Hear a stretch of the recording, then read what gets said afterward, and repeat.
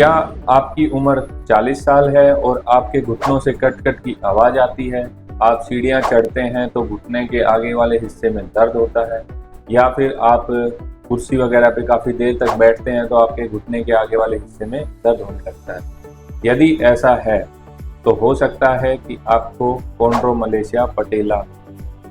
दोस्तों नमस्कार, मैं डॉक्टर जितेंद्र यादव, हड्डी एवं जोड़ रोग विशेषज्ञ, नारनौल से। दोस्तों आज हम बात करेंगे कॉन्ड्रोमलेशिया पटेला के बारे में। कॉन्ड्रोमलेशिया पटेला क्या होता है? दरअसल पटेला हमारी जो घुटने की आगे वाली हड्डी होती है, जिसे हम हमारी नी कैप भी बोल देते हैं, वो होता है पटेला।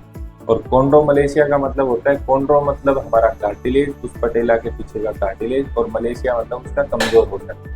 जैसे कि आप इसमें देख पा रहे हैं, ये हमारे नी का मॉडल है।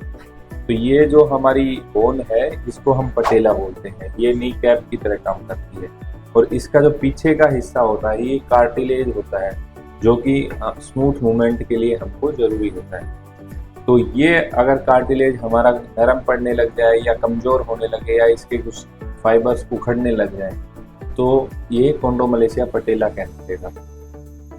अब हम जानेंगे कि इसके कारण क्या होते हैं, कॉन्ड्रोमलेशिया पटेला होता क्यों है। दरअसल कॉन्ड्रोमलेशिया नॉर्मली होता क्या है कि ये जो हमारी पटेला बोन है वो थोड़ा सा हट के इसमें ग्लाइड करती है इस तरीके से। बट अगर हमारी मांसपेशियां कमज़ोर हो जाए, वो कुछ भी कारण हो सकता है, हमारी लाइफस्टाइल की वजह से हो सकता है, या फिर हमारी ओवर यूज एक्टिविटी हो रही है, बहुत ज़्यादा हम ऐसा करते हैं, बहुत ज़्यादा हम कोई ऐसी एक्टिविटी कर रहे हैं जिससे इस पर खिंचाव दबाव पड़ता है, या फिर सीढ़ियाँ हम ऊपर नीचे चढ़ रहे हैं, उसकी वजह से ऐसा हो सकता है।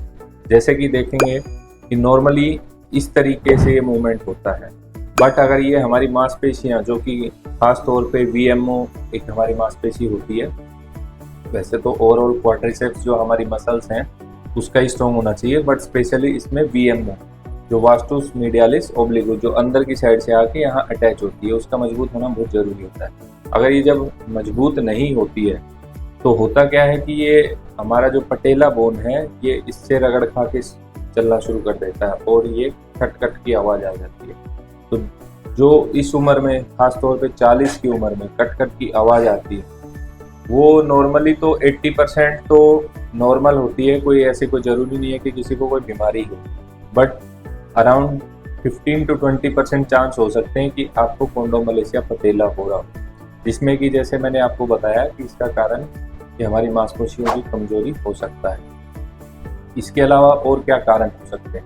तो दोस्तों इसके कारण क्या है कि कॉन्ड्रोमलेशिया पटेला होता क्यों? दरअसल इसके बहुत सारे कारण हो सकते हैं, जैसे कि ओवर यूज इंजरी, जैसे कि कोई बहुत लंबा दौड़ता रहता है, हर रोज दौड़ता है, या फिर इस तरीके का काम है कि सीढ़ियाँ बार बार ऊपर नीचे चढ़ना पड़ता है, या स्क्वैट करना पड़ता है, या फिर आपको क्रॉस लेग बैठना पड़ता है, यानी कि आलती पालती मार के बैठना पड़ता है। एक तो ये कारण हो गया। दूसरा कारण हमारी मांसपेशियों की कमजोरी हो सकता है, वो हमारी लाइफस्टाइल से रिलेटेड हो सकता है, या फिर हमारे खाने पीने डाइट की वजह से ऐसा हो सकता है कि हमारी मांसपेशियां कमजोर हैं। तीसरा कारण ये हो सकता है कि ये जो अलाइनमेंट है हमारा वो ठीक ना हो, जैसे कि किसी किसी में फ्लैट फुट होता है, तो फ्लैट फुट होता है, वेल्गस नी होता है, जिसको हम नोक नी भी बुला देते हैं। जैसे कि ये नी जैसे अभी एकदम नॉर्मल अलाइनमेंट में है, पर अगर यही नी इस तरीके से हो जाए तो ये वेल्गस नी हो जाएगी। तो इस प्रकार की किसी को समस्या रहती है तो उसमें ये दिक्कत हो सकती है। और कभी कोई चोट वगैरह लगी हो इस हिस्से पे तो ऐसा हो सकता है। तो दोस्तों इसके लक्षण क्या क्या होते हैं, कि कैसे पता चले कि आपको कॉन्ड्रोमलेशिया पटेला ही? देखिए ज़्यादातर केसेस में तो ये क्लिनिकल डायग्नोसिस बन जाता है। फिर आप डॉक्टर आपसे आपकी हिस्ट्री लेगा, किस प्रकार आपको दर्द हो रहा है, कब कब हो रहा है, तो उसी से ज़्यादातर चीज़ें क्लियर हो जाती हैं। पर उसके अलावा एक्सरे हम करा के देख सकते हैं, एमआरआई किया जा सकता है, या कभी कभी आर्थ्रोस्कोपी की भी ज़रूरत होती है, जो कि दूरबीन द्वारा हम आपके ज्वाइंट में दूरबीन से देख लेते हैं। अब इसका इलाज क्या है, ये तो हो गया। इलाज में जो सबसे मुख्य चीज़ें हैं वो है कि हम वो सारी एक्टिविटी अवॉइड करें जिससे हमको ये दिक्कतें हो रही हैं, जैसे कि हम अगर दौड़ रहे हैं तो थोड़ा दौड़ना कम किया जाए।